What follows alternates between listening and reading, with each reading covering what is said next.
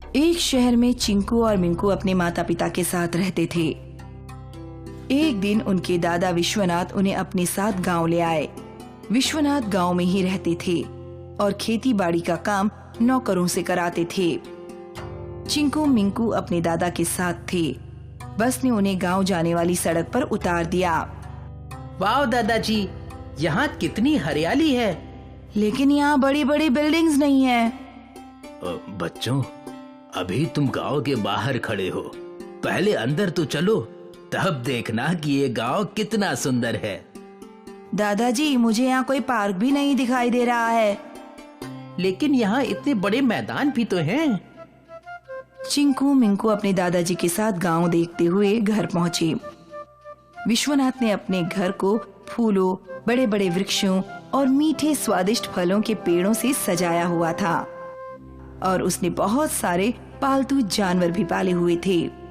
दादाजी, मुझे पूरा घर घुमाओ ना। अभी तो तुझे कुछ भी पसंद नहीं था, अचानक से अब क्या हो गया? यहाँ ये सब देखकर मुझे अच्छा लग रहा है और अब मैं कहीं नहीं जाऊंगा। तुम पहले आराम कर लो, फिर घर नहीं पूरा गांव हाथी पर बैठकर घूमेंगे। हाँ बच्चे बहुत खुश हो गए और आराम करने लगे। शाम को विश्वनाथ ने दोनों बच्चों को बुलाया। विश्वनाथ ने चिंकू मिंकू को अपने पक्षियों और पशुओं से मिलवाया और सबसे आखिर में उन्हें हाथी के पास ले गया। हाथी का नाम गिन्नू था। बच्चों, अब मिलिए मेरे सबसे प्यारे और ताकतवर दोस्त गिन्नू से। वाह दादू, इतना बड़ा हाथी। हाथी इतना बड़ा ही होता है। बच्चों, गिन्नू कहने से ये हमारी बातें सुन सकता है और हम इसे आवाज लगाएंगे तो हमारे पास भी आ सकता है। चलो, मैं तुम दोनों को इस पर बैठा देता हूँ। विश्वनाथ बच्चों को लेकर हाथी की पीठ पर बैठ गया और उन्हें घर, खेत और गांव घुमाने लगा। विश्वनाथ बच्चों में अपना बचपन खोज रहा था, इसलिए वो भूल गया कि वो अपने वर्षों पुराने दुश्मन कालिया के घर के सामने पहुंच गया है। कालिया वहीं खड़ा था। अपने दुश्मन को बच्चों के साथ हंसते खिलखिलाते देखकर कालिया को गुस्सा आ रहा था। विश्वनाथ, तेरी इतनी हिम्मत कि तू मेरे घर के सामने से हंसता हुआ निकले? तू मुझे चिढ़ा रहा है, हाँ? कालिया, मैं अपने बच्चों के साथ हूँ और खुश हूँ। मुझे तो खुशी में याद भी नहीं रहा कि मैं तेरे घर के सामने आ गया हूँ। तू जानबूझकर यहाँ आया है और तुझे इसका हिसाब बहुत जल्द चुकाना होगा। मैं नहीं चाहता कि तेरा काला साया मेरे बच्चों पर पड़े, इसलिए मैं यहाँ से जा रहा हूँ। बहुत जल्द तेरी ये खुशियाँ मातम में बदल जाएंगी। दादाजी, ये मातम क्या होता है? चिंकू मिंकू, तुम उसकी बात पर ध्यान मत दो, हम घर वापस चलते हैं। ठीक है दादाजी। विश्वनाथ बच्चों को लेकर घर आ गया, लेकिन उसे वर्षों पुरानी बात याद आ रही थी, जिसको सोचकर वो चिंतित हो उठा। उसने दोनों बच्चों को बुलाया।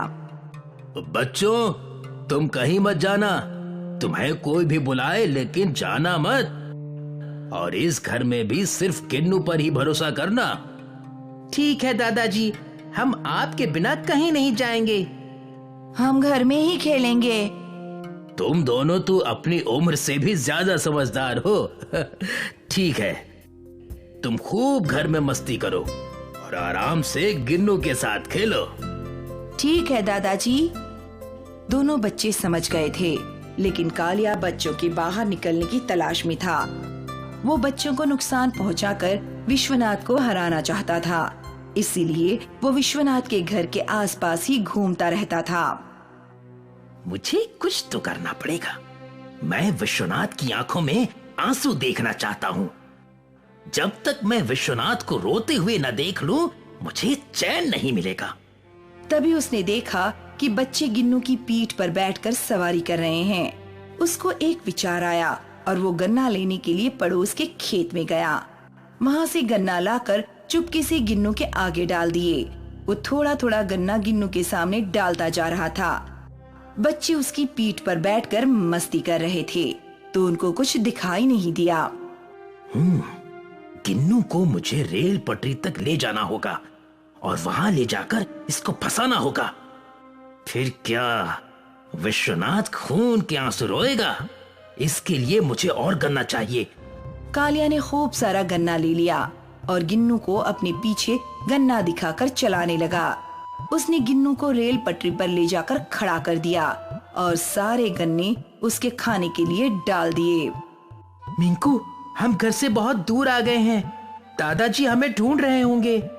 लेकिन हमें तो गिन्नू लाया है ना, हम खुद थोड़ी आए हैं। और गिन्नू ने दादाजी को पक्का बताया होगा कि मैं आज बच्चों के साथ बाहर जाऊंगा। कुछ ही क्षणों में तुम्हारा जो हाल होगा ना, तुम दोबारा जन्म लेने को तरसोगे। कालिया ने गिन्नू के पैर में एक जंजीर बांधी और रेल पटरी के दूसरी तरफ उसे बड़े पत्थर से अटका दिया और खुद भी उसे पकड़कर बैठ गया। तभी ट्रेन का हॉर्न सुनाई दिया। गिन्नू के कान खड़े हो गए। गिन्नू, यहाँ रेल आ रही है, जल्दी यहाँ से निकलो। भैया, अब हमारा क्या होगा? गिन्नू तो खाने के चक्कर में पटरी पर आ गया। गिन्नू ने वहाँ से निकलने की कोशिश की, लेकिन वो बुरी तरह फंस चुका था। गिन्नू अपने पैर को खींच रहा था, लेकिन वो जंजीर टूटने का नाम ही नहीं ले रही थी। जब गिन्नू जंजीर को तोड़ने की कोशिश कर रहा था, तो उसका पैर रेल की पटरी में फंस गया। बच्चे बुरी तरह घबरा रहे थे। थोड़ी देर में विश्वनाथ भी वहाँ आ गए। रेल आती देख उन्हें चक्कर आ गया, लेकिन गिन्नू ने अपनी पूरी जान लगाकर अपने पैर को बाहर निकाला और जंजीर खींचकर बाहर आ गया। कालिया पटरी पर आकर गिर गया था। तब तक रेल आ चुकी थी और दूसरी तरफ से जंजीर को पकड़े कालिया के टुकड़े रेल ने कर दिए थे।